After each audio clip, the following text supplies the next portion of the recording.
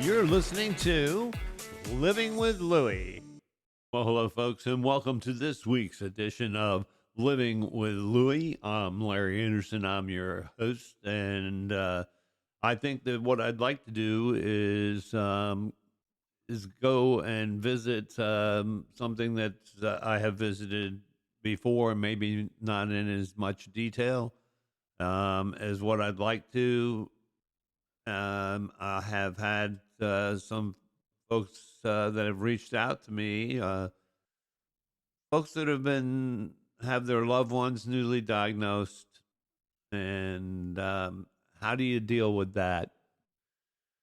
I, I, and I've had people ask me to maybe delve more into my own personal experience, which is what I like to try to share here is what my personal experience has been, and I will tell you that the average time for getting a diagnosis is around 18 months, and that's like 18 months to 2 years in my journey.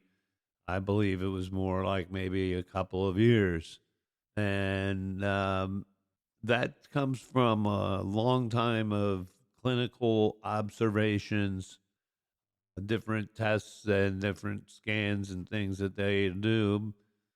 And in my case, my neurologist actually even got a second opinion from John Hopkins Hospital.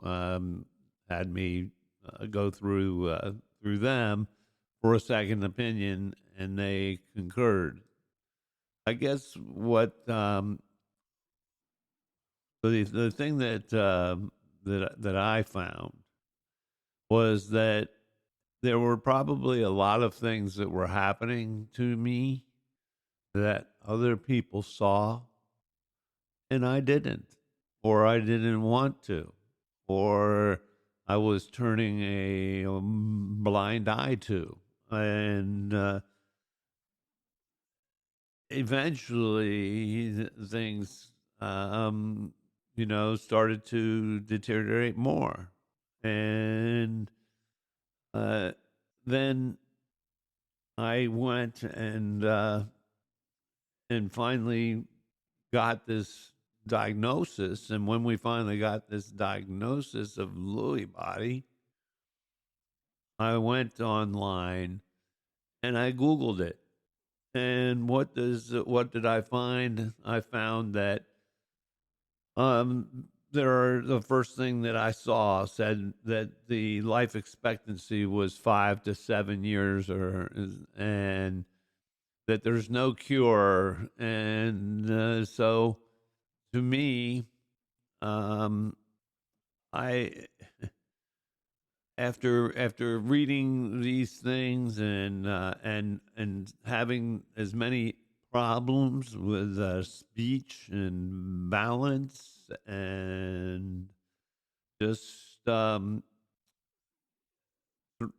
cognitive problems remembering things, getting numerous things started and nothing accomplished, dexterity problems, all these things started to happen, and then you read that there's nothing positive that's going to come out of it, that this is pretty much it. And I really fell into a deep depression that I felt like, okay, this is it. But I don't know that this is fact, but this is not going to be based in any scientific fact. But I am a cancer survivor, and one thing that I found with cancer was that once you're told you have stage 4 cancer, you think that it's over, but then after swallowing the pill and accepting it, then I turned on the fight, and I determined that I was going to fight cancer every way I could. I am not anywhere near the same person I was before I had cancer. I'll probably never go back to that. Well, as a matter of fact, I won't go back to that. But at any rate, the truth is that I think that that's a place where I learned that you your mental attitude towards everything was going to greatly affect um, how things went forward. And so when my therapy team first met me, um, they said that they felt like I was definitely uh, probably needed to be on a suicide watch. Now, I will tell you that I never really I thought of that. I did, but I never came up with any plans that I felt I wanted to execute on. But I certainly can understand how someone would. You finding all kinds of things are happening to you. You got this foggy mud in your brain, and you've got a difficulty getting around, a difficulty with your speech, difficulty with simple tasks, and nothing positive. There's no cure. There's no nothing. That and that you're going to. This is going to be the end for you, and so I can understand how someone would. And so my therapy that my counselor told me, she said, I can remember when we first started. She said, um, I started out with let's find something positive every day. One thing, just one. Find one thing positive each day. And so she was working with me in that regard. And the rest of my therapy, the occupational and physical therapy team, and my speech therapists, they all started to um, show me different ways to succeed at fighting this off in every way that I could. My counselor went on to tell me that the depression that I was in was that I was grieving, and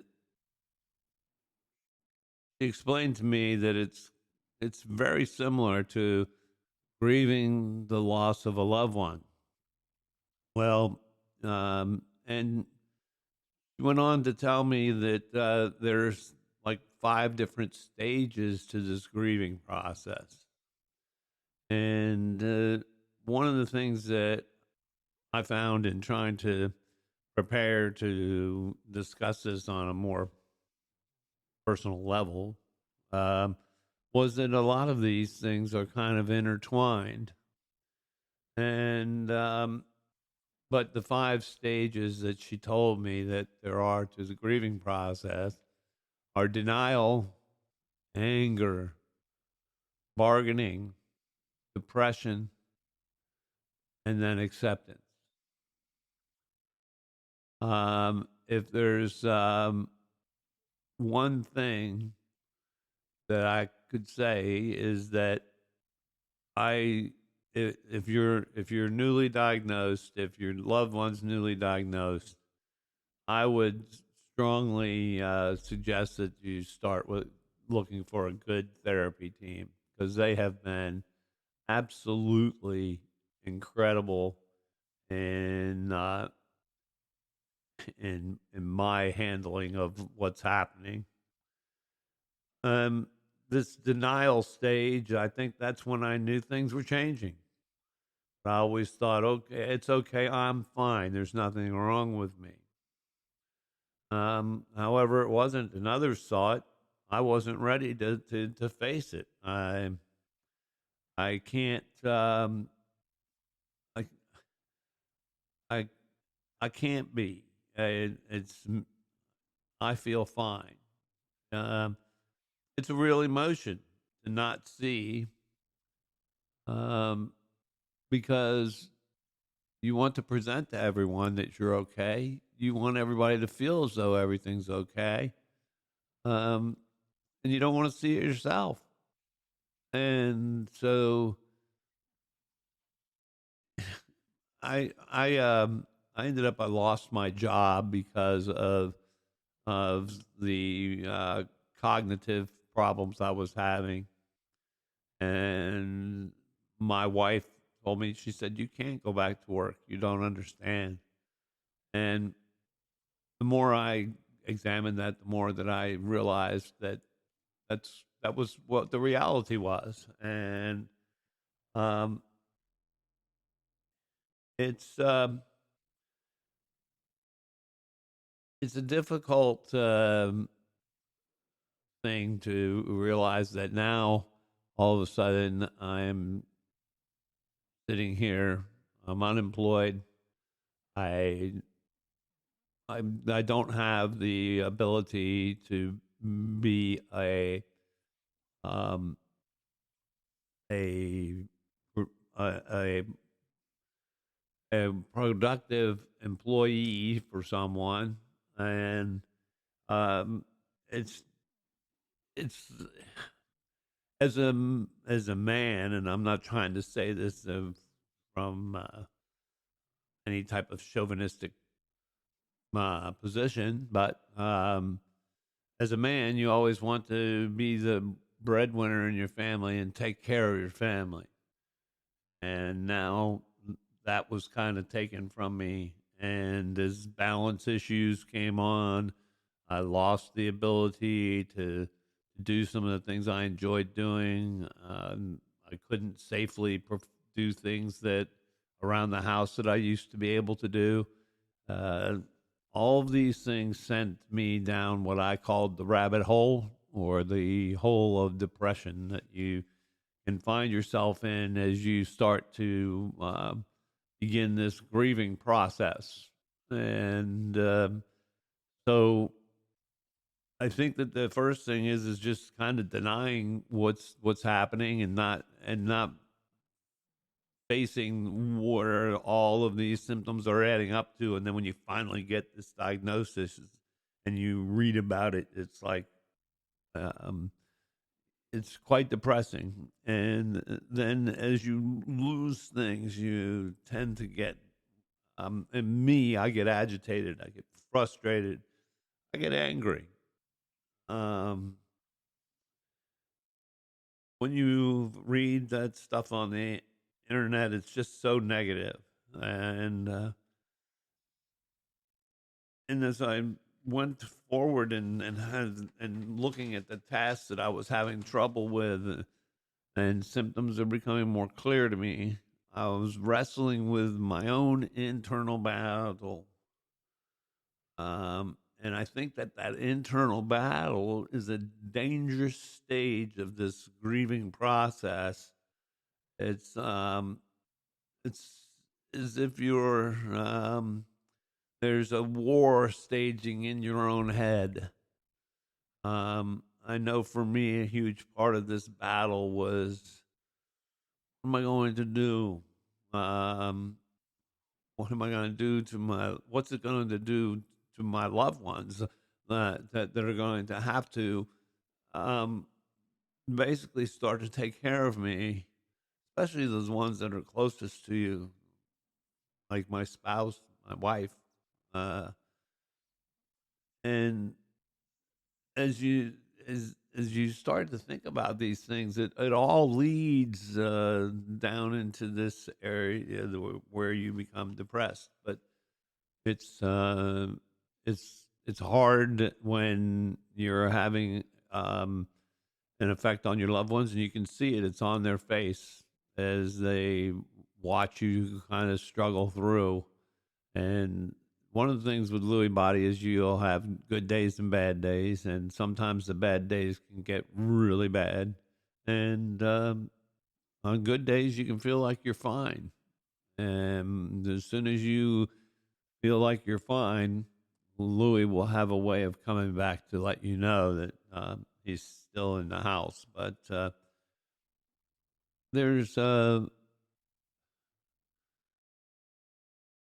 there's a period I think that you go through, certainly with this stage of denial, and then kind of intertwines with the anger and the depression that are other stages of this.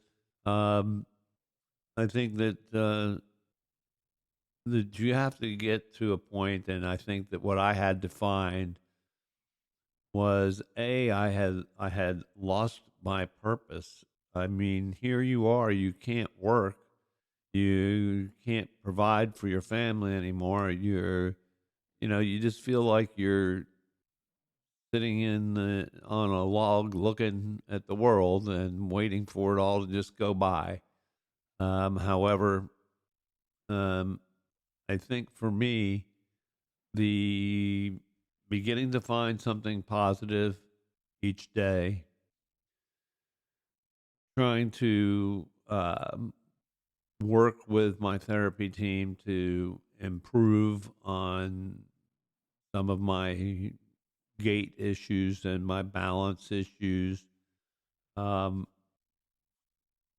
that all started to open my eyes to the fact that there were some things that I could do to fight back.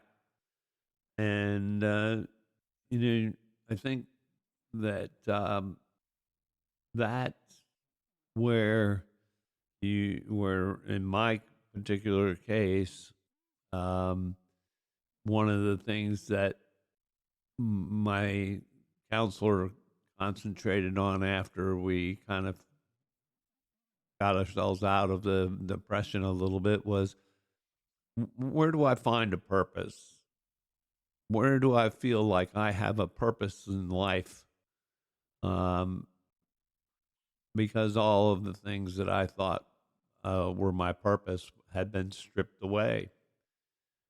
And I spent a portion of my life working um, with folks in the transit industry, and transit industry will um, move people that are homeless, people that have different mental disorders and things like that. They they're fluid. They move around the country, and people throw them out on the street. And I had decided that there's something more that you can do. You don't just anybody can throw you out on the street, but it takes if you take a minute. A lot of times you can find out where the root is and help this person. So I spent a great deal of time doing that, and I started to think of how can I do something, and I came up with the idea of just this podcast where I will remove my mask and I will open up my heart and soul and share with whoever wants to hear what it is like to get this diagnosis, what it's like to live with Lewy body. And I think that I have achieved that to a degree. But I really wanted to delve more into these stages of grief, and how did I pull myself out, and so that's what I'm going to be doing over the next couple of episodes. In this one, I tried to cover pretty much the denial phase of this for myself, what I went through as I kind of navigated through that stage of grief and into that anger part where you become frustrated. we'll delve into this certainly deeper. Um, and so I will look forward to next week, and we'll continue this, and we'll continue to try to share with you folks exactly what has happened in my battle in the early stages, and how I managed to turn the corner, if you will, and into um, what can happen, what can I do, how can I fight back. I would like to say that we are supported by our listeners, and if you are enjoying listening to the podcast, I would really appreciate it if you go to your podcast provider. There's a place there where you can support the show and make a small donation, if you will, or you can go to um, Living with Louie podcast GoFundMe page, and we would certainly appreciate any contribution that you would be willing to make to help keep this rolling. There are administrative costs, there are equipment costs and maintenance costs, and those are the things that we try to cover. We're not. That's all we really want to do with asking for help, is to cover those costs. So next week we will try to delve into this a little bit deeper and share with you. And if there's anything that in particular that you feel as though you'd like to know more about, you can also email me at Living with Louie podcast at yahoo.com, or you can visit me on the web. In Facebook, we have a Living with Louie podcast Facebook page, and we also have a group, Living with Louie group, under that we have formed. And please, by all means, if there's something that you want to hear about, you let me know. I'll do my best to make that happen. With that, we hope you have a great day, and we will look forward to next week. We'd like to thank you for joining us for this edition of Living with Louie.